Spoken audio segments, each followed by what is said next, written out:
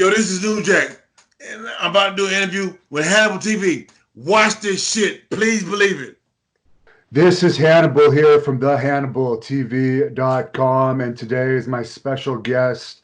We have one of the most feared wrestlers in the history of professional wrestling, ECW legend. He's been in XPW, he's been everywhere, but the major companies that I guess are too afraid to use him. The legendary New Jack. How are you doing today, sir? I'm good, bro. What's going on? The first question I have for you is this Dark Side of the Ring documentary. Everyone saw it. What's your opinion of how they portrayed you in it? I thought it was good. I had absolutely no complaints about it. I thought it was good. That's good. They talked in that documentary that you were in prison when you were younger. What was that all about? I did a armed robbery and an aggravated assault on a guy, and I did 2 years in prison. Okay. What was the toughest part about being in prison? I mean, it was an experience. It was like every day was something different. You know what I mean? And I did it. I never ran into any problems. You know what I'm saying? It was like I went in, I did my time, and I got out. Right. That was it. Now, were you in bounty hunting before prison, or did you get into that after? After. Okay. How did you get into that? I had a friend of mine that was bounty hunting, and he was writing bonds, and he was bounty hunting also. And he asked me would I want to do it. So I went out with him one night, and we were staking out this guy. And the guy was on a bus. He was on a city bus. And the guy got off the bus, and we saw him, and I jumped out of the car and ran and tackled the guy. And I was hooked. After that, I was hooked. I was like, I gotta do this shit, you know what I'm saying? So I got certified through the sheriff's department, and I started bounty hunting. What kind of money did you make doing that? I made a lot of money. Nice. Yeah, I made a lot of money. And I've heard you say you got some justifiable homicides out of your bounty hunting days. What were those over? Just people trying to get away, or people trying to kill you and you have to protect yourself? Basically, yeah. Yeah. So they investigated, and then they found that you were justified and you get off the charges. Yeah. What was the craziest thing you experienced as a bounty hunter? Obviously, if you were into homicides, you went through some pretty bad experiences. There was a lady that I had that she had jumped bond, and I was looking for her for about 6 months, and she was probably the hardest person that I looked for a period of time. You know what I mean? And I finally found her in Houston, Texas. And I got her,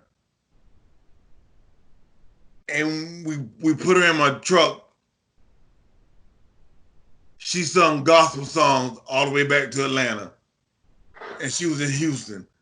You know what I mean? And I was just like, bitch, shut the fuck up. Please shut the fuck up. You know what I mean? Because she just kept singing. And I was like, God damn.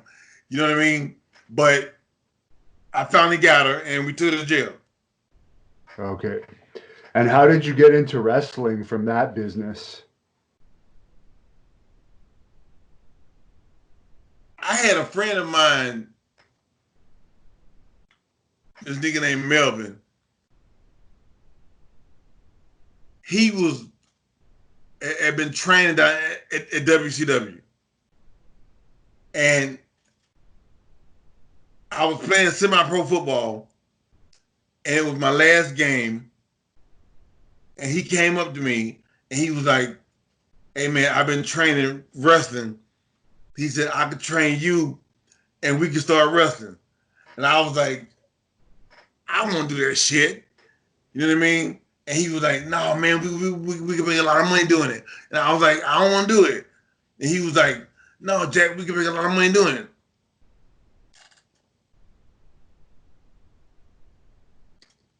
So we started working out, and then I got introduced to Ray Candy. And then Ray told me, he was like, "I could take you a long way in this business." You know what I mean? And he was like, "Let me train you, and I'll show you the ropes, and you could become a household name." And I was like, "All right," you know what I mean? So I started training with Ray Candy. Was the training tough, or compared to football, was it pretty easy for you? No, it was all right. It was easy. And I heard you started in the USWA. What was that company like to work for? Well, actually, I had been working in Atlanta with North Georgia Wrestling Allowance, and that was before USWA. Okay. All right, so I trained with, I worked out with them, and then US Jeff Jarrett offered me a spot to come to USWA. So I went, and I stayed there for like a month and a half, and we worked out the deal with me and Homeboy with the guy named Mark Freer. But Jerry Jarrett was like, "New Jack, we need to come up with a character for Mark Freer." And I was like, "All right." And he said, "What's some of the names y'all call each other in the hood?"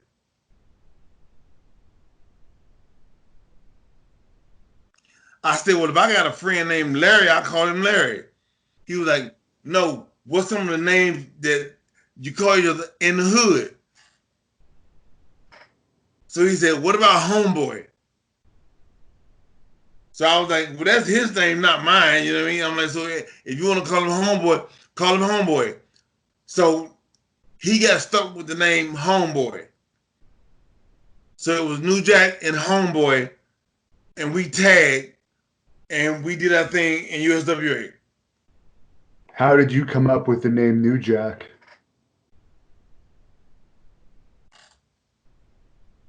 I was in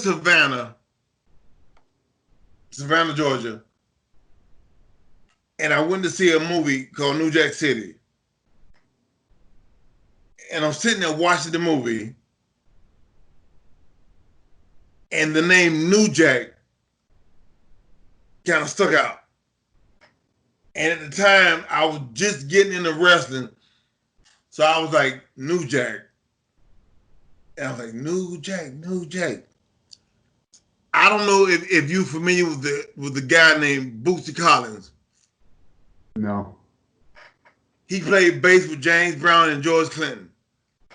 Well, anyway, I went to one of Boosie's concerts, and they was chanting Boosie, and they were like, Boosie, Boosie. So I was like, New Jack, New Jack. And it had a ring to it. So I took it and I ran with it. And that's how I came up with the name New Jack. Now, when you wrestled for USWA, how did you like working for the Jarretts? Did you get along with them? I didn't. Okay. I guess the pay wasn't that great either, from what I heard. No, it was garbage. Were the Von Erichs out of it by then, or were you still going down to Texas? No, the Von Erichs were gone. Okay. And then I guess from there you went to Smoky Mountain Wrestling? I went back to North Georgia, and then I went to Smoky Mountains. Okay. So Jim Cornette recruited you, I assume? Yeah. How did you get along with Jim Cornette? Cornette was cool. What do you think about the whole thing that they recently fired him from NWA because he made a joke, I guess, about fried chicken or something like that? I don't know exactly, but people were accusing him of being racist. I hadn't heard anything about it. Okay. Was it Cornette that put you with Mustafa, or were you already a team with him at that point? Cornette told me, he said, I need a black tag team. He said, do you have a partner? And at the time, I didn't. So he was like, get a partner, and I want to put y'all together, and I want to use y'all. So Mustafa was working with USWA. I'm sorry, with North Georgia also.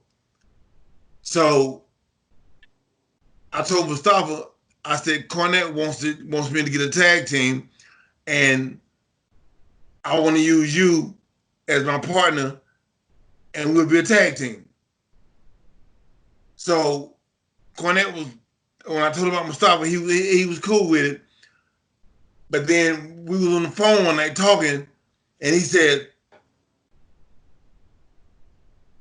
what's the name that you want to call your tag team? And at the time, me and Mustafa didn't have a name. So Cornette was like, I pitched the name, and we was like, nah. Then he pitched the name, and we was like, nah. So then he said, what about the gangsters? But he said the gangsters, E-R-S. I said, what about the gangsters? A-S at the end. I see. And he was like, I like it. So that's when the gangsters were born. Now, I did an interview with Ricky Morton last week, and he said that the fans were pretty crazy when you were wrestling those guys, and that you showed up with a really expensive car, but he told you to go out and buy a piece of shit car because the fans were going to destroy it. Is it true that the fans were that bad there? The fans were terrible. And they hated us. So Ricky he told me, he's Jack, go out and get a fucking car that's worth about $300. And I bought a van. And I stopped driving my van. I had a Corvette. I stopped driving it. And I started driving that van. Wow. What was the worst experience with a fan you had there in that territory? One night I had a fan. It was a little boy. He was like about 12 years old. We was coming out of the ring, and he grabbed me. And I didn't look at him, but I spun around and I slapped him. And I didn't mean to hit the kid. And the cops locked me up. They arrested me for hitting that kid, and I had to go to court and pay a fine and the whole nine. It was fucking retarded. And you wrestled The Undertaker in Smoky Mountain Wrestling. What was that experience like?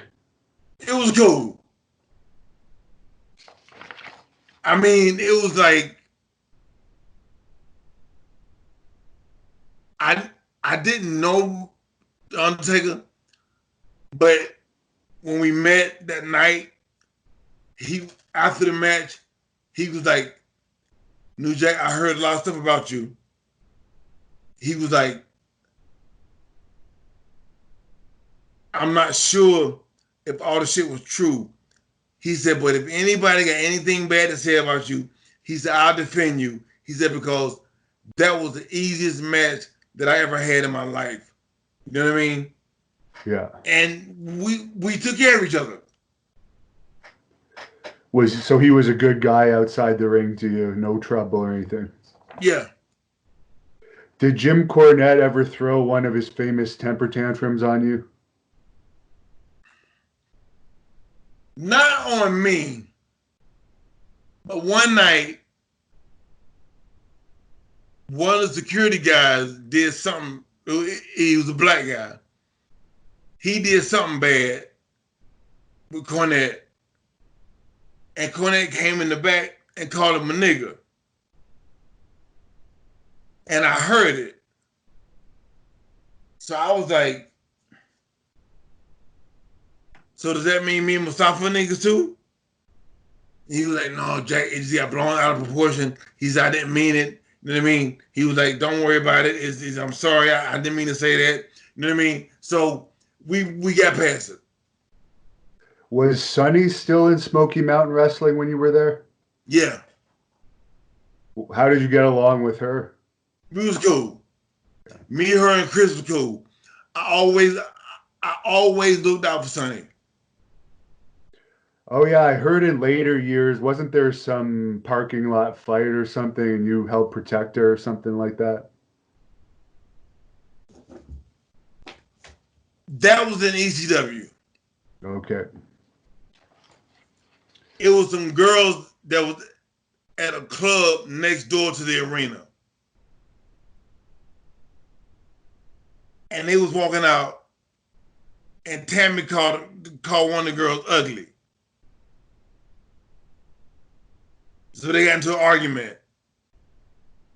And Chris came out, Sabu came out, I came out, Devon came out, Scorpio came out, and it was one big fight, you know what I mean? And that was all because of Tammy running her goddamn mouth. And she started, but we ended up fighting about it, and it was a big deal, but you know what I mean? It was all over. Now, Johnny K9, I think, was in Smoky Mountain too. Did you know him at all? Talk about Bruiser Bedlam? Yeah, Bruiser Bedlam, yeah. Yeah, no. I've heard that he was a biker and actually was fairly tough. Are those rumors true? He's dead now, right? Yeah, he's dead. Yeah. Bruiser burnt down a police station.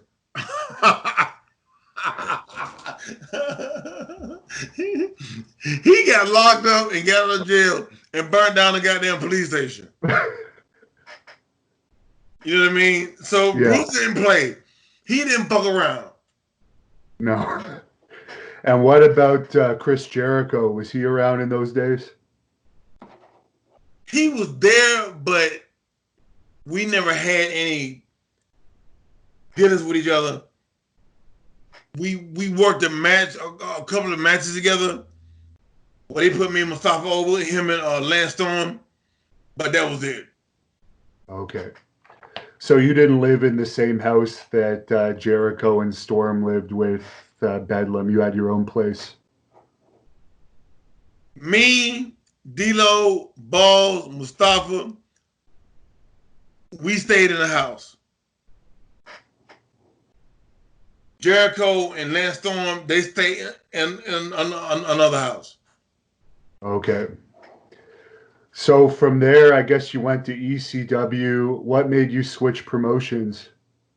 Better money, I guess? Yeah, it was time to go. You know what I mean? It was time to go, and we left. And Cornette didn't want us to leave at the time, but I felt like the time was right. It was time to go, so we left and went to ECW. They didn't want D-Lo. They didn't want me and Mustafa. So we went. Was it Paul Heyman himself that recruited you? Todd Gordon. Todd Gordon, okay. So what was your experience like when you got to ECW? It seems like it's more your style of promotion than SMW. I mean, it was cool. They welcomed us, you know what I'm saying? And I mean, we went up there and we did our thing. Now, Chris Benoit, I guess, was in ECW at that time. Did you have any matches with him? No. No. What was your experience like with him? Obviously, he ended up going crazy. he didn't go crazy. I mean, he was worried about Tammy with the shit that she was doing, and he dealt with it. I mean, you couldn't control that bitch. I mean, she was in a Oh, world of her Nancy? own. Huh? You mean Nancy? You said, I mean, hold on. You said Chris or Tammy? Oh, sorry, I was talking about Chris Benoit. Oh, I didn't have any dealings with him. Oh, okay. Now, there was an ECW riot in Plymouth that you played a big part of. I guess a fan attacked Balls Mahoney and all hell broke loose. Do you have any memories of that? No. And I'm not going to ask you too much about this because you already covered it in the dark side of the ring, but any thoughts on the mass transit thing? One interesting thing I saw from the dark side of the ring is you said you tried to cut him with just jabs first and it didn't bleed. So that's one of the reasons why you ended up having to do the big cut. Yeah, I mean, we had we had talked about it. He was like, "I want to bleed," and I was like, "Okay, I'll fucking blade you." And when I cut him, I stuck him a couple of times. He didn't bleed, so I sliced him, and he bled a lot. You know what I mean? And that's when everybody got all upset and bent out of shape because they was like, you cut him too deep. And I was like, well, fuck him. I'm like, he shouldn't have been the guy in the ring with me in the first place. You know what I'm saying? So just whatever. Do you think a lot of that had to do with your character was so believable? Because that's not uncommon for a veteran to blade a young wrestler if they ask for it.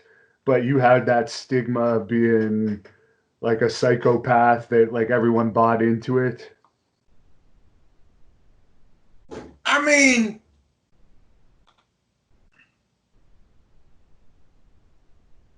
I did my thing. You know what I'm saying? It was like people expected me to go out there and fuck people up. You know what I'm saying? So it was like that was my deal. And when this kid asked me to cut him, I was like, I'll cut you. No problem. Okay. So when the time came for me to cut him, I cut him. And it was like, it wasn't coming out the way I wanted to. So I sliced him and it came out. Next thing you know, I was in court. And I guess that probably cost you a fortune. It didn't cost me shit. It cost Paulie a fortune. Oh, he sued ECW. Paulie put in the bill for the attorney. Okay, I see. That's good. How did you come up with the idea to do the balcony dives? Because you're the first person I remember ever doing that. When I was a kid, I used to go climb on top of the house. And my mom would drive up in the driveway. And I would dive off of the house in front of the car in the driveway. And she would get out of the car and beat the shit out of me. So Paulie was mad at me and Mustafa about something that I had done. So we was doing jobs every night for like a few weeks. So I told Mustafa, I was like, I'm gonna do something tonight that the fans are not gonna remember who the fuck went over. I'm like, trust me. So in the match, I started diving. And at the end of the match, the fans would start chanting New Jack. 1, 2, 3. We put them over. But we was left in the ring, and the fan was chanting New Jack. Okay, so that was getting us over. And Paulie was like, "What the fuck are you doing?" And I was like, what? I said, "What do you mean?" He was like, "You can't do that." And I was like, "We doing the job, so I'm gonna do what I want to do." So we had a big disagreement between what I was doing in the goddamn matches, and I was like, "I don't give a fuck." I said, "I'm gonna do what's gonna get us over." So that's how the dive started. And for Taz, do you get along with Taz now, or do you still have heat with him? It's all it's all it's water under the bridge. Now, many people have said that Taz has a fake tough guy image. Are the Dudleys like that too, or do the Dudleys actually have some legitimate toughness behind them?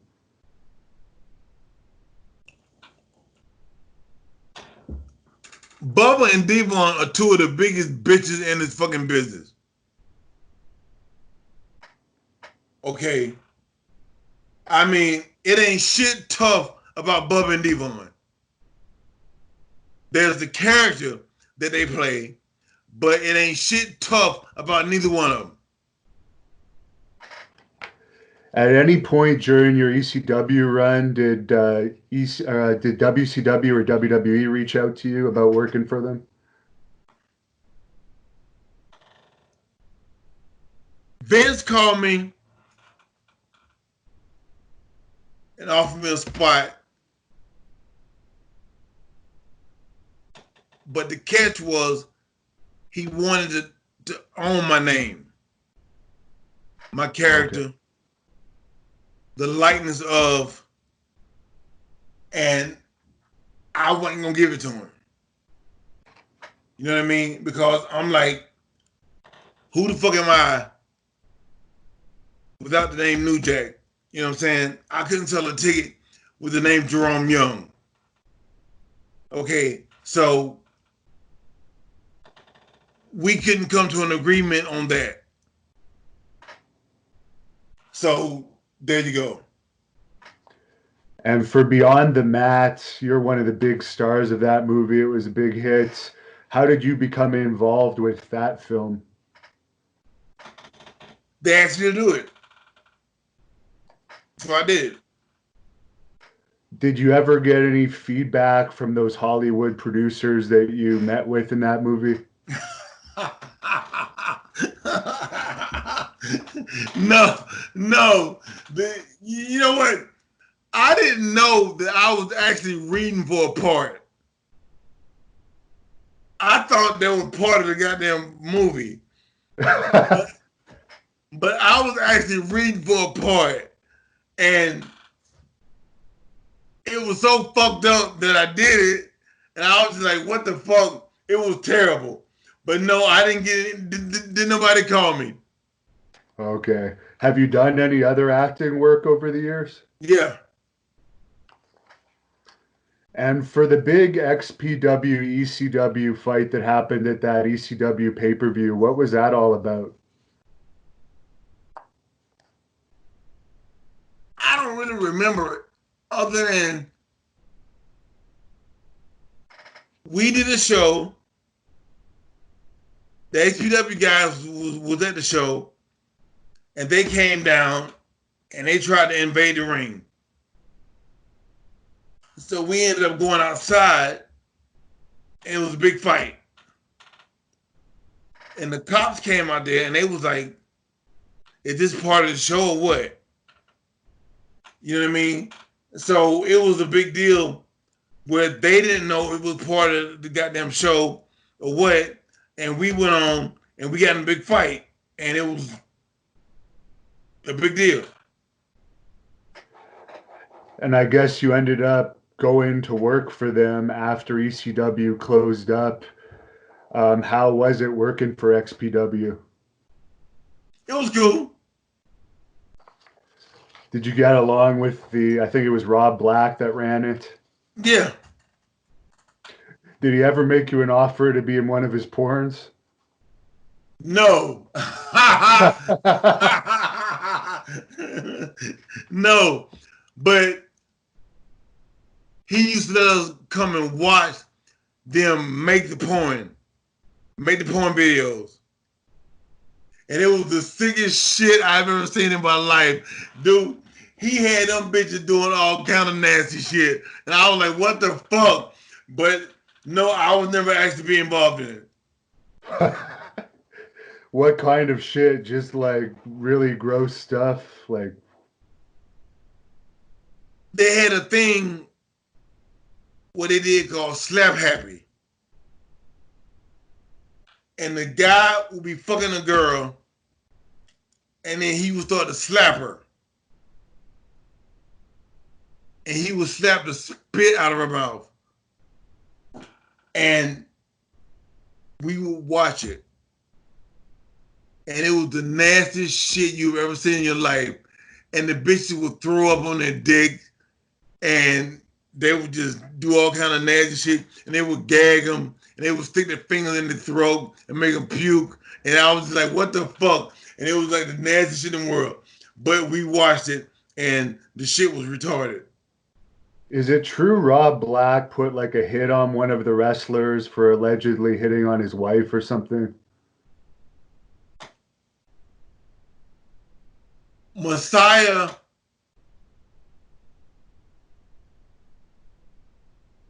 was fucking Rob Black's girl, Lizzie Borden.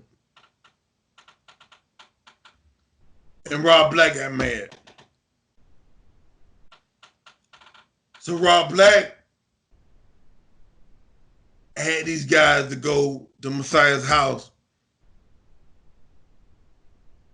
with some garden shears, and they cut his thumb off. Wow. Now, you were talking about girls earlier. What was better for the ring rats, Smoky Mountain or ECW? ECW. Yeah. Just because you were bigger stars and they loved you guys there? Yeah. How easy was it? Were they outside the show after, or where would they find you? I mean, bro, they would show up at the hotel. We go to the bar. They'd be at the bar. And it was just like a big fucking party. You know what I mean? Yeah. And it was just easy shit. You know, and they was willing to do whatever the fuck we wanted to do. And that was it. Now, we both hate Abdullah the Butcher. We both have that in common. He owes me a lot of money. I won a couple lawsuits against him. He's a piece of shit, though, running from it. What was your issue with Abdullah? I saw a couple videos online. You showing your blood work was clean.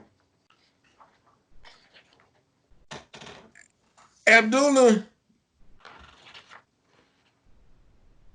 talked bad about me. And Ray Candy told me a long time ago, he was like, don't fuck with that nigga. He said he's bad news.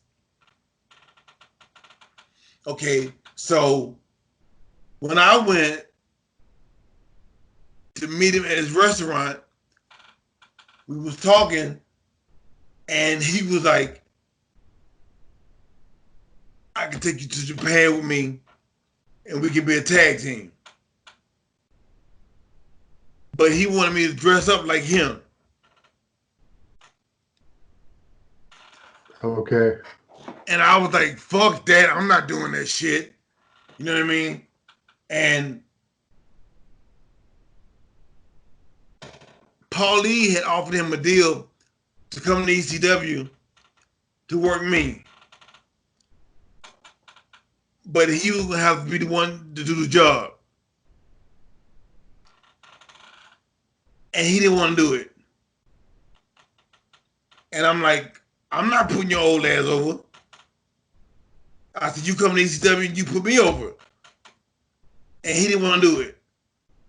So I stopped talking to him after that.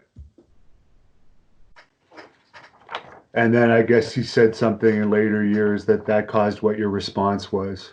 Yeah. And what was the whole thing with Knobs about? We've heard that he's been known to use the N word from time to time. Was it over that or something else? We was at a show one night in Florida, and Knobs was there, and he came out and he said he was talking to the locker room, and they were like, "Okay, let's listen to this motherfucker. What the fuck ever." And I was like, I'm sitting there listening to him, and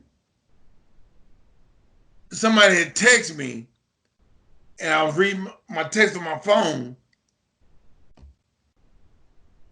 and Knobs had just made a comment to somebody, and he looked at me, and I laughed,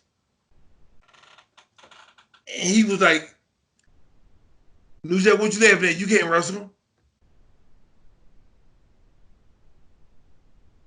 And I was like, "Really?" And he was like, "You can't wrestle?" So I stood up, I took my ring off, took my watch off, set my phone down, and I hit him in the face. And he fell. And I jumped on him and I started beating the shit out of him. And he was like, "Jack, what's wrong with you? We brothers." I said, "Well, I said, motherfucker, we ain't brothers." I said, "I don't fucking know you." And during the whole time, he was trying to talk his way out of his ass whooping he was getting. And I beat the shit out of him. I beat the fucking shit out of Knobs that night. So he sent me this picture on Twitter where he was bent over showing his ass crack. And bro, he got a butthole like this big. And if you go on my Twitter, it's still on there. Right? And I posted it on Twitter. And he got my phone number and he called me. He was like, "New Jack, why you gotta put that picture up?" He said, "Brother, I'm sorry." And I was like, "No, fuck you." I said, "You sent me that bullshit, I'm gonna post it." And he asked you to take it down, but I wouldn't take it down. I left it up. And it's still up to this day. It's on my fucking Twitter. And you've done a couple shoot interviews, or at least one with the Iron Sheik. Are you still friends with them? Yeah. Do you have any stories about him? No, me and the Sheik, we just cool. And what about the Honky Tonk Man? You still get along with him? Yeah. For the ECW One Night Stand pay-per-view that WWE put on, did they ever contact you about being part of that? They wanted me to do, what do you call it? Via satellite.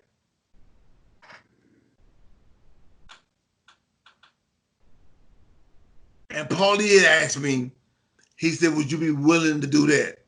I said, "No, I want to be on the show." He said, "Well, we want to do something via satellite." I said, "No, I'm not doing no via satellite bullshit. I want to be on the show. I want to be in the house." You know what I mean? He was like, "Well, there might be a problem."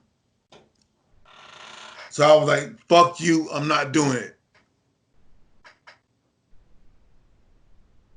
So they didn't use me. What did you think about what happened there with Meanie and JBL on that show? Did you ever see what happened? I didn't see it. Okay. There was a rumor that WWE was going to use you in 2004 against John Cena. Did you ever hear about that rumor?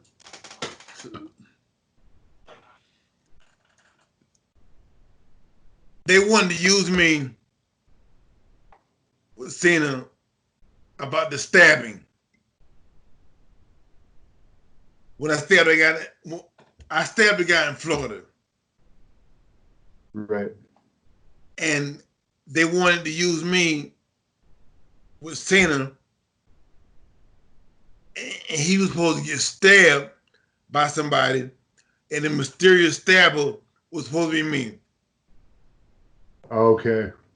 But once they realized the shit that really did happen, they used Carlos Colon. They used his son. Okay. That's pretty fitting with Carlos Colon's son doing it. What happened in Florida with that guy anyways? It seems weird that, I mean, I've never heard of a situation like that happening in the ring before. I mean, it was basically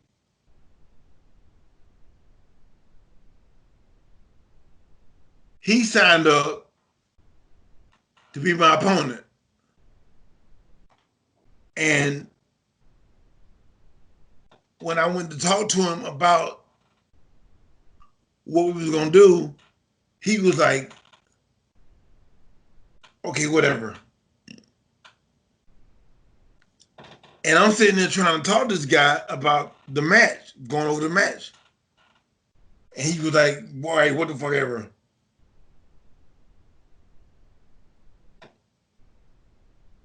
So I ended up fucking him up. Basically.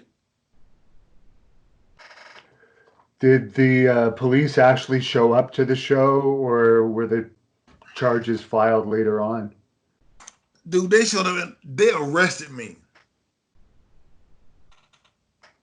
They took me to jail.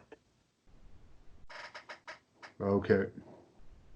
And I guess the guy ended up dropping the charges. Yeah, he did.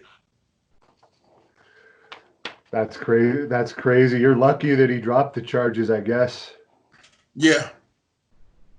Was he trying to shoot on you in that match? Yeah. Okay. And with the Gypsy Joe match, I guess he wasn't selling for you. That's what set you off in that match. Yeah, he was.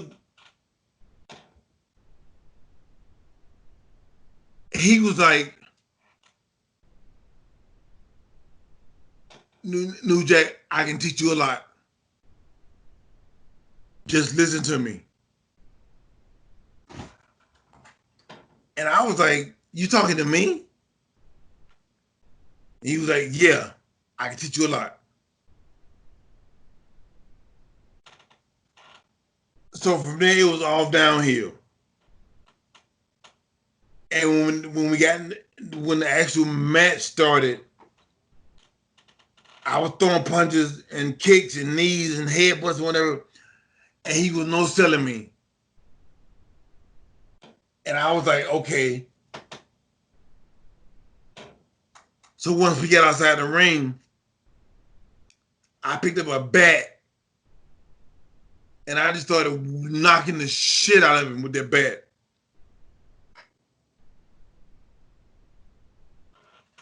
Now, was there any police called in that, or it just you left and it was all over and done with? I left. Okay. Did you ever see him again since? No. No.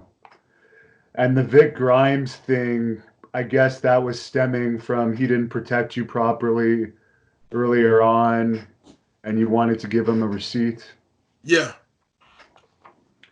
What do you have to say to the people that, I guess Vic Grimes, before he died, claimed that it was a work, probably to protect his own reputation, but what do you have to say to that?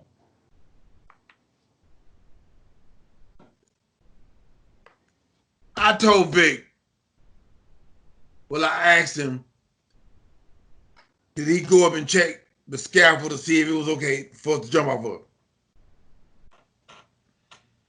And he was like, I checked it out, Jack, everything's fine. So I went, we went up top on the scaffold. And Big was like, Jack, I can't do this too high. I'm like, what the fuck you mean too high? I'm like, we on pay-per-view as a bitch. I said, we jumping on 3. And he was like, Jack is too high. So I said, on 3. 1, 2, 3. And I pulled him down. And he did a flip, which put his back up against my head. And my head hit the floor and cracked my skull. Yeah, so if I understand the receipt there. Is it hard to get a taser in the US, by the way? Because I'm from up here in Canada. Very difficult here. No, just go to your local pawn shop. You can get one. Now, I'm friends with a guy named Hangman Hughes that you did an elaborate rib with in IWA Puerto Rico. Could you tell the story of that rib where you freaked out the dressing room with Mike Hughes? I don't remember. Okay. Okay, maybe it was more funny to him. I guess it involved a gun or something. But apparently the dressing room thought you guys were going to kill each other, and everyone was freaking out. Luke Williams was there. What are your thoughts on AEW? Have you seen any of it? No. What are your thoughts on Impact Wrestling now having Tessa Blanchard as the men's champion? I don't watch it. Do you watch any wrestling? I'm going to guess no. No. Were you a fan before you got into wrestling? I mean, I watched Mid-Atlantic when I was a kid. Is it true that you like Dusty Rhodes? Yeah. Any other favorites from when you were young? No. Do you have a favorite opponent? Balls. Balls Mahoney. How did he actually pass away? Do you remember what the cause of death was? I don't know. Would you ever consider being a wrestling manager for somebody? No. Are you retired now? Semi. Now that Paul Heyman's head writer for Raw, do you think there's any chance they would use you for an angle of some sort in the future? No. Did you get along with him overall through your career? I mean, we was all right. We was okay. There was a fan that wanted to know if you had any stories from Greensboro, North Carolina, wrestling or otherwise. That's where I'm from. Okay. That's where you live now? Yeah. Okay. So you like it there, obviously. Yeah. And it talked about in this Dark Side of the Ring documentary, you're a pretty good cook. What's your favorite dish to cook? Spaghetti.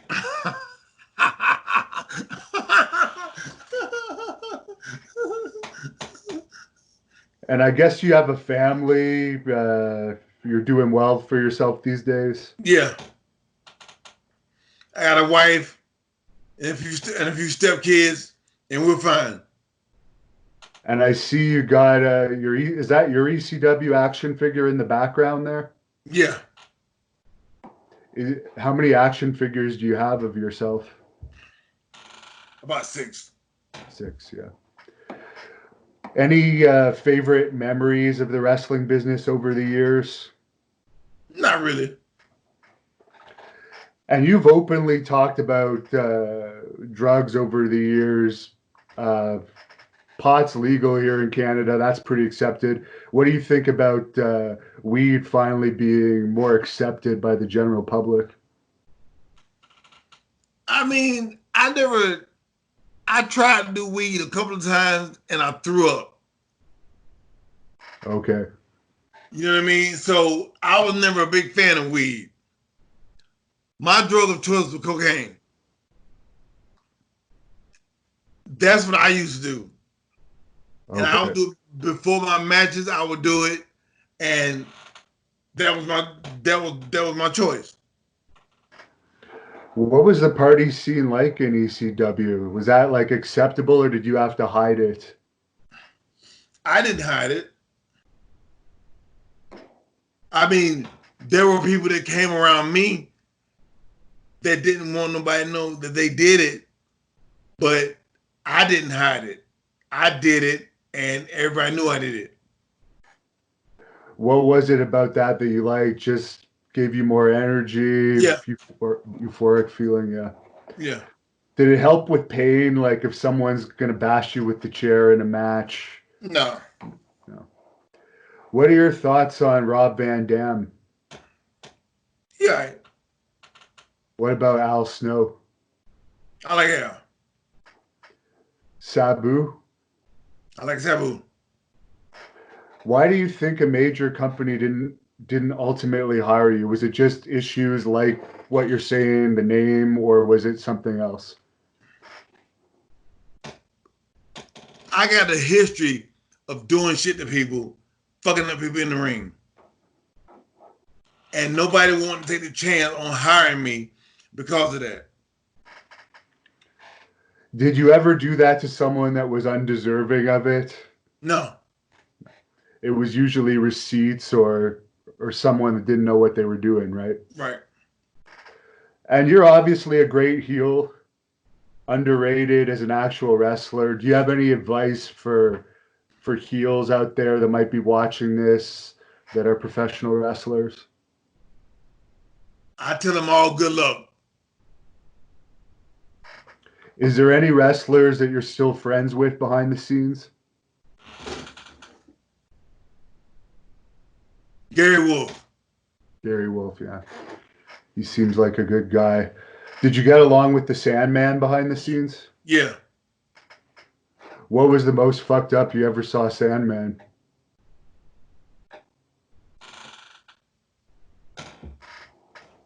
I mean, I really can't say how fucked up it was. I mean, if he was fucked up, I was fucked up right along with him. Okay. Yeah, because Sabu told me a story one day at an ECW show. He was in the ring all fucked up and they couldn't come back to the town or something. Yeah, Pensacola, Florida. Yes, yeah. Because he was naked or something, Yeah, right? Were you were on that show? yeah. And Paulie was like, Jack, I'm gonna hit your music. I said, if you hit my music, I'm not going to the ring. I'm like, fuck that. He'll be in the ring, butt naked by himself. I'm not going to the ring. Is it true you went out with Missy Hyatt at one point? No, me and Mr. was cool. Okay. And we don't have to get into this, but Terry Reynolds, you went out with her. That seems like an unusual pairing. We dated for like a year and a half. Okay. Now, I know you have a book. I think you got t-shirts. Where can people look you up and buy your stuff if they want to buy some of your stuff? My book is theonlynewjack.com. And you're on social media. I think you've got a Twitter account. Yeah. What's your favorite movie? Just curious. New Jack City. New Jack City. And what do you think of all the shit that's going on right now with all the riots happening everywhere and all this stuff? I encourage these motherfuckers to burn this motherfucker down. Because it's long overdue. And I'm like, I support these motherfuckers to burn this motherfucker down. Has it been happening in South Carolina too? North Carolina, North Carolina, yeah. yeah. I guess you're past the point where you want to participate in that kind of stuff. Yeah, I'm that's past me. You'll cheer them on from the sidelines. Yeah, Did you see that incident with the cop that this whole thing started over? yeah. What did you think of that? I thought it was fucked up. Yeah. What's the most racist state you've ever wrestled in? Huh? Like, obviously, we've heard like Smoky Mountain, some of the fans there were more on the racist side than, let's say, New York. Out of all the states you've wrestled in, where would you say racism was the worst? Between West Virginia and Kentucky. Okay. All right. Well, I really appreciate that you did this interview with us. Is there anything you want to plug before we go here or anything? No, I'm good. And if people want to book you, they can look up your website. Yeah. When was the last time you wrestled, by the way? It's been a couple of years. I had surgery on my ankle.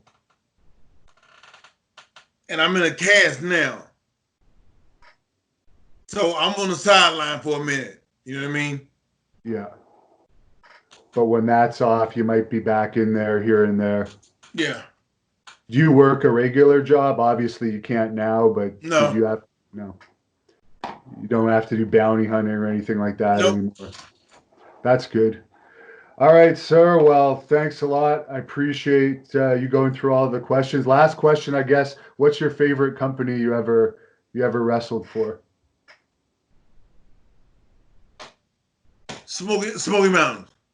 Really? Yeah. And why is that? I learned a lot. And I guess ECW is where you made your most money? Yeah. I see. All right. Thank you very much. Thank you, man. Were you around for the mass transit incident? Yeah. The mass transit incident was really unfortunate for everybody involved, really. And the weird thing is, like, I saw the kid in the locker room, and I thought he worked for the building. We were at a racetrack, and I think it was in Revere, Massachusetts. And I'm sitting there, I'm like watching this guy walking around the locker room. I was like, oh, maybe he's security guard for the racetrack. And it was so weird. Because other people said when he showed up with like 2 midget wrestlers, and he tried to get on the show, and he pitched himself to Paulie, saying that he was doing this Ralph Cramden gimmick. He wanted to wrestle as Ralph Cramden, and Paulie was like, "Nah, you'll be mass transit." And this whole thing happened because originally Devon and Axel Rotten were a tag team, and for whatever reason Axel couldn't make the show. So as a last-minute replacement, usually, you show up and you introduce yourself, and if they decide to use you, they use you. And this kid had said he was trained by Killer Kowalski. And he said he was, older than what he was. I forget what he said, but at the time he was 16, 17. I believe he said he was 19. And the ironic thing about the whole mass transit thing is he claimed he was trained by Killer Kowalski, and normally Killer Kowalski would come to these events with his students, and before every ECW show, the younger guys would get in the ring, roll around, for all the events. And Tracy Smothers, who's an unsung hero to a lot of the ECW younger guys, because he would get there, do drills and stuff like that, and cardiovascular stuff. So our guys would work out with Killer Kowalski's guys. Well, this show, Killer Kowalski didn't come to this event. He didn't bring his students. And if this kid Mass Transit had claimed he was trained by Killer Kowalski, we could have had Killer there to say, hey, he's not my student, this guy's obviously lying.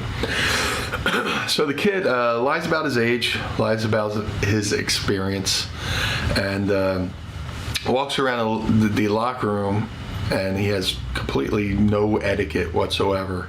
When I was trained by Al, go in the locker room, put your bags down, sit down, mouth closed, ears open, yes sir, no sir.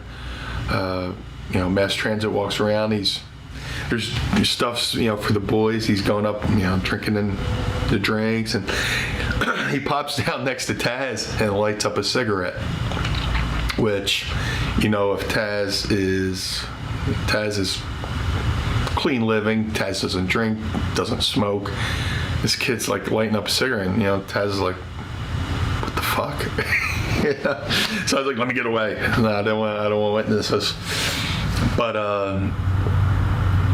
apparently they were going over the match, which again, if you were trained properly, you would know just to listen and ask, what am I doing in the match? Like my first big name I ever worked was McFoley as Cactus Jack in a tag match, and I didn't even think to suggest anything to McFoley, Cactus Jack.